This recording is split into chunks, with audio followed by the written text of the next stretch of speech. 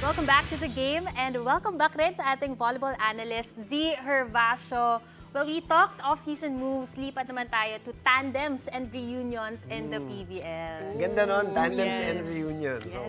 Yes. I mean, they asked me earlier, okay, who are the power tandems that we're looking for? And then when I was tracking down all the player movements, teams shifting, I'm like, wait, parang meron ding theme, parang mga reunion. So I was so excited for that also. I mean, we've already seen it on social media, and then now you've had them in the studio, the and show, then yeah. now soon makikita natin sila on the court. So I'm so excited for these tandems reunion happening. So I wanted to, the first on my list was kanina na mention na niya, Ella, Den, and of course Eliza inside the court, all together wearing pink again. So it's very interesting kasi nga si Ella with her role as a libero, and then now she'll be sharing that role with Denise. So I'm so excited and so curious what the healthy competition would be like Kasi between them. nung magkasama sila dati, Spiker si Ella. Ella was Exactly. still a wing spiker, so it's a different thing.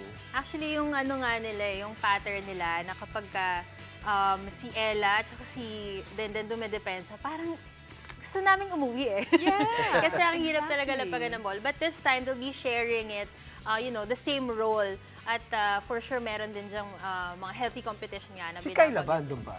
Yeah, She'll I still think be diba? there. Sweet. So Ayun yung even, pinag-usapan natin. We wanted to check with you. yeah, I'm just checking. So Yeah. even more, I mean, speaking of Exactly, competition, grabe, exactly. tatlong napakagagaling na libero, maglalaban-laban doon sa posisyon na yan. Yeah, actually, cry din ng fans yun na magdagdag pa ng libero, di ba? Para at least, I think, ganun overall, ba? kasi shift nila, di ba? Like, recently si Ella got more minutes compared to the Correct. previous conference. Correct, So yes, I yes. think they really want to improve on their defense. Na parang kulang pa ba? Kulang pa ba Creamline yung defense nila? Di ba? and Sobrang solid na nga. Etong nakaraang conference was like, and we've said this on the air, that this was the most that we've seen Creamline use their bench. Like almost all throughout, Exactly. pati all the way to Lori, di ba, ginagamit nila in big moments, hindi yung parang tambakan Para lang, na. In really big moments. So this is interesting that their bench even got stronger.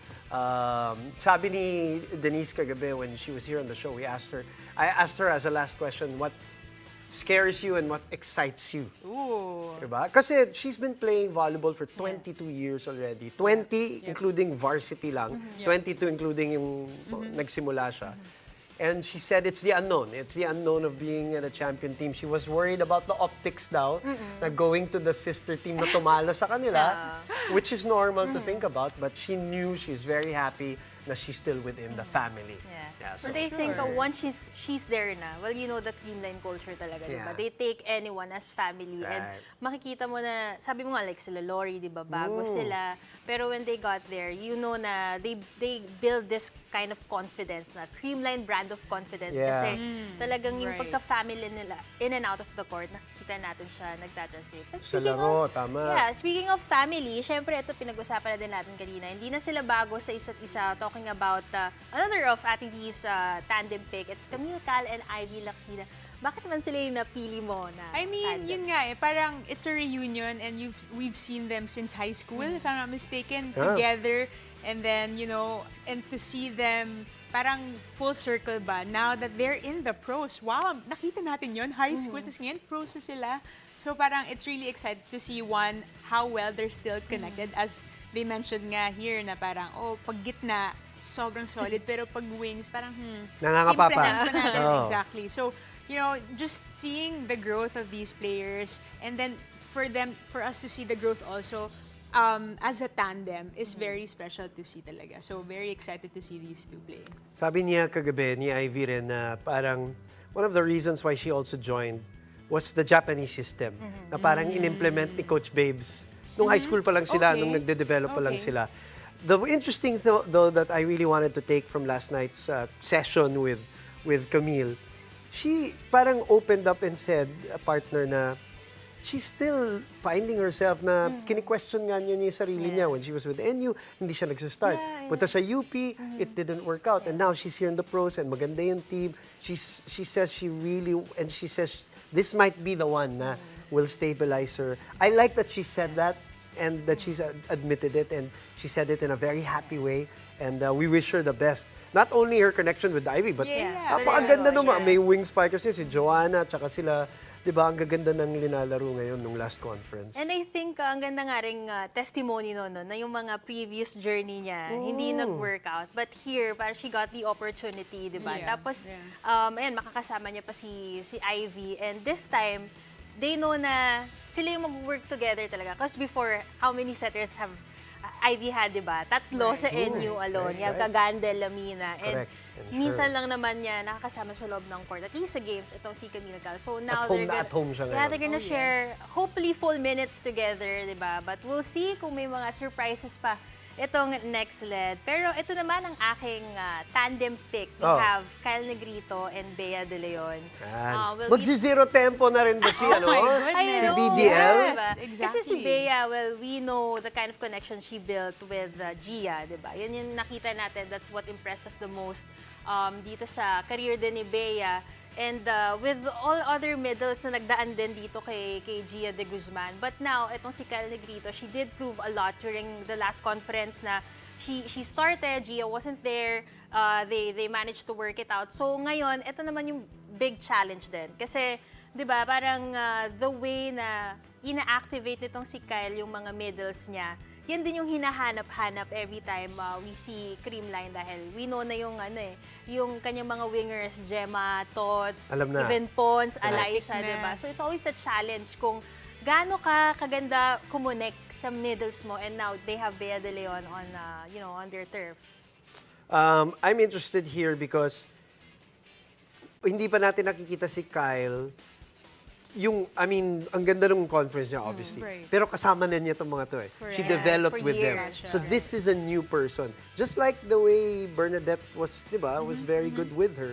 So parang I'm interested to see a new person joining them and connecting with her and how it's going to be and how fast that connection I will mean, be. it's one thing to have the connection between the spiker and the setter, but now Bea's gonna be immersed with this new system that has been like, again, the gold standard so far here in the Great PVL. point. So, dalawa yung bagay na pag-adjustan niya, yung setter niya, pati yung buong sistema. So, again, like we mentioned it earlier, how, we're so excited to see like how she's gonna grow in this new team. And Okay. despite them being in the sister teams, sobrang different ng sistema.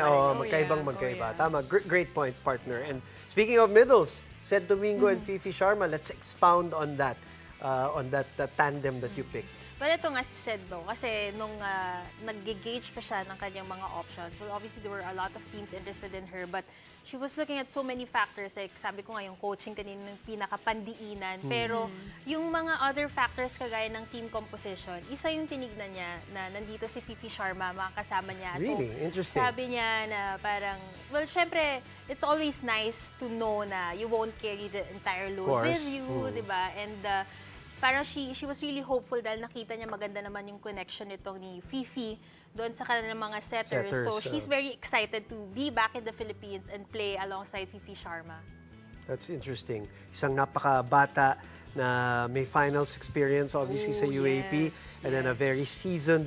And alam ko yung maganda yung kwento obviously ni Sed. Sed came into Creamline not as, Yeah. 'di ba, As the a start, great, yeah. 'di ba? Maganda yung ano niya parang pag-ascend niya to the top. So Dinevelop this talaga really, siya. really good and interesting. All right, setter. Alam ko may pinili si partner Z na Yes. setter tandem na vet setter tandem. Parang reunion, I sabi know. mo nga. Oh. Again, reunion kasi last na nagsama sila was UST High School. pa. Correct. And as they moved up to the collegiate ranks, they were together in the national Teka, team. sino muna? For those who are listening. Okay, wait. Who's going? No, I Rhea. mean, who are you talking about? Rhea and Kim. Rhea and Kim. Dayan. Oh, Rhea Sorry, Makulangan. Yes, nasa isip ko na. Yes, it's Rhea D-Mac Makulangan. and Calf. Yes, so it's very exciting to see veteran setters na noon nagkasama din when they were younger. And, just being again in this one team, new system, Kim basically being in the LaSalle system, LaSalle to F2, like one whole system, and then now changing that. It's interesting to see what the changes would be like. Partner, I'll give you the last word on this. What's the difference of these two vets na napaka-grabing experience din? What a difference in terms of their setting, their style? Well, ako kasi I've played with Ate Rhea, Correct. but I've scouted Kim kasi Correct. before, kami laging nasa final. So, I think hindi ko ma-expound further yung kind of style na tao. Style. Kasi both of them can do everything eh, di ba? Right. Parang yung diskarte nila, alam mo din na they can distribute to anyone. And they're also both very good scoring setters. And I think one trend na na-notice ko dito sa PLDT is mahilig sila magsama ng mga veteran setters. Before it was Semana and Dimac. And then now Oo it's nga, no? Dimac and Interesting. Sharma, Tama, di ba? tama. So Right. I think it's also about sustaining the careers of these veterans in the long run. So aabangan natin kung sino ang starters sa kanila. Yan, Because oo. basically talagang, sila na yan, di ba? Laging ang sinasabi. Tsaka, ngayon, grabe yung pagpipilian ng weapons. I Ni know. Rhea and Cap. Matindi ang Nakita ko yung picture artillery. ng high-speed hitters kanina. Magkamukha daw si Coach Ralph tsaka si Cap. So, natawa lang ako doon. Z, maraming salamat. Thank you very Yes, much for thank being you, on our guys. coach. Hopefully you So come comfy. back and I will, talk I more will. volleyball with us Yes, of next course, time. Please. definitely. Before anybody else, talk to us first, okay? How much do we love Pinoy sports? With all our heart, all the time. Download Pilipinas Live now.